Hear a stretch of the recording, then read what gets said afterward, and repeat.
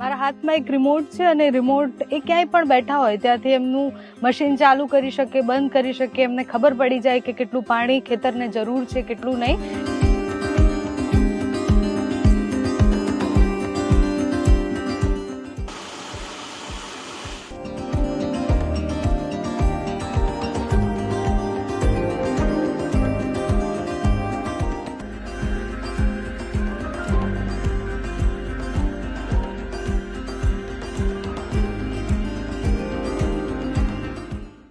તમને એક સરસ મજાનું જાદુ બતાવવું છે. તમે શહેરમાં ઓફિસે ગયા હો અને તમે ફોનથી જે રીતના એસી બંધ ચાલુ કરી શકો છો, તમારા ઓફિસથી ઘરે બેઠા બેઠા એ બધું જ કરી શકો છો, એવું ખેડૂતો પણ આગળ વધી ગયા છે. મારા હાથમાં એક રિમોટ છે અને રિમોટ એ ક્યાંય પણ બેઠા હોય ત્યાંથી એમનું મશીન ચાલુ કરી શકે, બંધ કરી શકે, એમને ખબર પડી જાય કે કેટલું પાણી ખેતરને જરૂર છે, કેટલું નહીં. ચમનભાઈ છે, એમનું આ ખેતર છે અને આ જાદુ બતાવો તો પહેલા કે ખેડૂતો કેવી રીતના કામ કરે છે. સૌ પ્રથમ તો આ રિમોટ થી આ ગ્રીન સ્વિચ દબાવીએ એટલે ચાલુ થઈ જશે. અને તમે ક્યાંય પણ બેઠા હોય કોઈ પણ જગ્યાએ. અરે વાહ. હા, લગભગ 2 કિલોમીટરના અંતરની અંદર ગમે ત્યાં હોવ તો મારે ઘરે આવવાની જરૂર નથી. જયારે મારે મોટર ચાલુ કરવી હોય ત્યારે મારે ઘરે આવવાની જરૂર નથી. એટલે આ પાણી અહીંયાથી ચાલુ થઈ જશે. અહીંયાથી ચાલશે. હા, આ પાણી ક્યાંથી આવે છે? તળાવથી, મામાનગર તળાવથી, જે નર્મદાનું પાણી ડાયરેક્ટ અહીંયા. અચ્છા, નર્મદાનું પાણી સીધું ઘરે આવી જાય છે.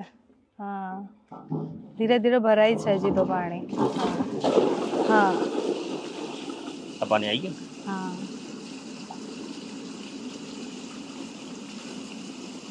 અને આટલા ફોર્સ થી પાણી આવે છે? અરે આનથી પણ વધારે. આજે અંદર એર છે, આનથી વધારે ફોર્સ થી અંદર. અમારે જે ઘરની મોટર છે એ 60 ની મોટર, 60-70 ની મોટર છે એચપી ની, એ 60 મેક્સિમમ 60 ફુવારા નેટ ઉપાડે સ્પિલિંગ. અને આ 10 ની મોટર છે તળાવ ઉપર તો એ કમ સે કમ 150 ફુવારા ઉપાડે છે. એટલું ફોર્સ થી પાણી આવે. અચ્છા, એટલે 150 ફુવારા એક સાથે ચાલુ થઈ જાય? એક સાથે 150 ફુવારા ચાલુ થઈ જાય. અરે વાહ.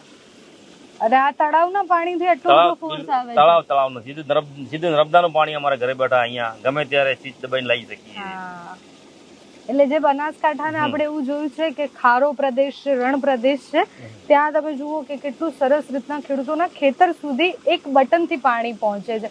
અચ્છા, પહેલા બોર થી જયારે કરતા હતા ખેતી, બોરના પાણીથી, તો કેવી રીતના ખેતી કરતા હતા? ફુવારાઓ ચાલતા હતા? નહોતા ચાલતા? કારણ કે તો ખારાશ વાળું પાણી નીચેથી આવતું. એટલે અમારે લગભગ ગણો ને અત્યારે પાણીના લેવલ છે 700 થી 750 ફૂટના લેવલ છે.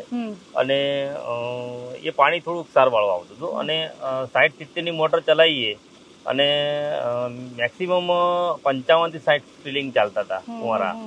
તો એ અમને થોડું મોંઘું બી પડતું હતું અને અક્ષરના કારણે અમારે ખેતીમાં થોડું આવકમાં થોડું તકલીફ જેવું રહેતું હતું.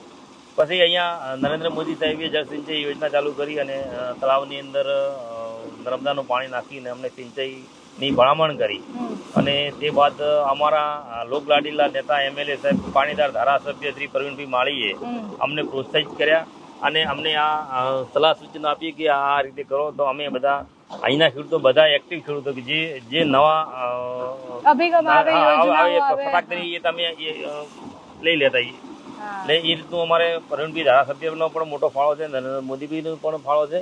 અને આ પાણી અમે સ્વિચ દબાઈ રિમોટ દ્વારા અમે ઘરે બેઠા મોટર ચાલુ કરી શકીએ છીએ. અને મેક્સિમમ અમને 35 થી 40% આવકની અંદર, ખેતીની આવકની અંદર મોટો ફાયદો થયો છે.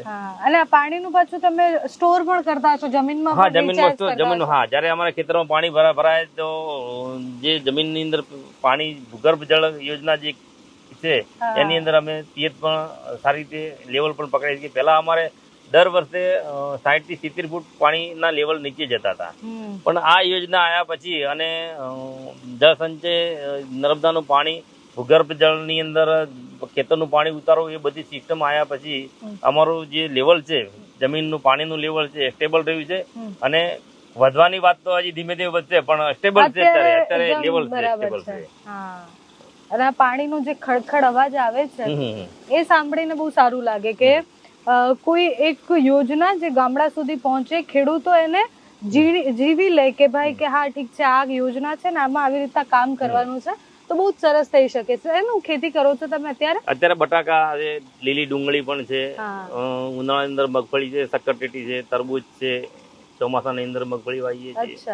ઘાસચારો વાવીએ વગેરે વગેરે. અચ્છા, તો આ પાણી જે આવે છે, આ પાણીથી ફાયદો કેટલો થયો ખેતીના ઉત્પાદનથી ખેતીના લઈને ઉત્પાદન ગુણવત્તા? ગુણવત્તા, સારી ક્વોલિટી, સારી ગુણવત્તા અને ઉત્પાદનની અંદર 35 થી 40% વધારો થયો છે. પેલા ક્ષારના કારણે ધાન કે શાકભાજી કે વગેરે કોઈ પણ ઉત્પાદન લેતા, કંદમૂળ આવતા તો એની પ્રોગ્રેસ ઓછી થતી અને ઉત્પાદન ઓછું આવતું હતું. અને આ નર્મદાનું પાણી સારા TDS નું સારા લેવલનું પાણી આવવાથી અમારા ખેતીની અંદર ખૂબ મોટો બહોળો ફાયદો થયો છે. અચ્છા, પહેલા એવું લાગતું જયારે પાણીના સ્તર સાવ ઓછા નીચે હતા કે ખેતી થશે આ વિસ્તારમાં આ જમીન સાથે? ના, પેલા આવું એમ કહેવાનો મતલબ એમ કે 2015 2018 પહેલા તો એમ લાગતું હતું કે હવે ધીરે ધીરે ખેતી બંધ કરી અને સ્થળાંતર કરવું પડશે. કદાચ ખેડૂતોને આ જગ્યા બિલકુલ કામમાં નહીં આવે અને ધીરે ધીરે કંઈક બારે વસવાટ કરવો પડે. જેમ કે અમે રાજસ્થાન થી ગુજરાત આવ્યા હતા, અમે મારવાડી માળી કહેવાઈએ, એટલે અમે પાણીની શોધની અંદર રાજસ્થાન થી ગુજરાત આવેલા અને હવે ધીરે ધીરે અમને એમ લાગવા મળ્યું કે ગુજરાત છોડીને હવે કોઈ બીજી જગ્યાએ સ્થળાંતર કરવું પડશે એવું અમને લાગતું હતું. પણ નરેન્દ્ર મોદી સાહેબે અને અહીંના મુખ્યમંત્રી અને અમારા લોકલાડીલા પાણીદાર ધારાસભ્ય એ બધાની અમને સમજ આપી અને આ જળ સંચય અપનાવ્યું અને અમને મોટો ફાયદો થયો.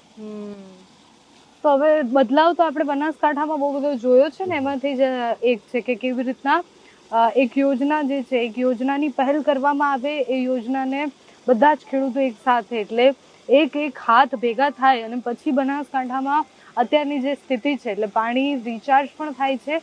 અત્યારે પાણીના સ્તર જે છે લેવલ પર પણ આવી ગયા છે અને અત્યારે જે છે ખેડૂતોના ઘર સુધી એક રિમોટના બટનથી પાણી પહોંચે છે અને સરસ મજાની ખેતી કરી શકે છે. એટલે આપણે ખેડૂતોની કલ્પના કરીએ તો આપણા મગજમાં પહેલા એ આવે કે શિયાળામાં રાત્રે 2-3 વાગે ખેડૂતો પાણી વાળતા હોય અને પાણીમાં ઉતરી અને પછી જે રીતના મહેનત કરતા હોય એ હવે આસાન થઈ ગયું છે, કારણ કે પાણી અહીંયા પહોંચતું થઈ ગયું છે. ખેડૂતો એક રિમોટના બટનથી બધું જ ઘરે બેઠા કરી શકે છે, કારણ કે અહીંયા મસ્ત તળાવ બની ગયું છે, પાણીનું સ્તર જે છે એ પણ વધી ગયું છે, એટલે ખેડૂતોના ખેતર સુધી પાણી આસાનીથી પહોંચી શકે છે.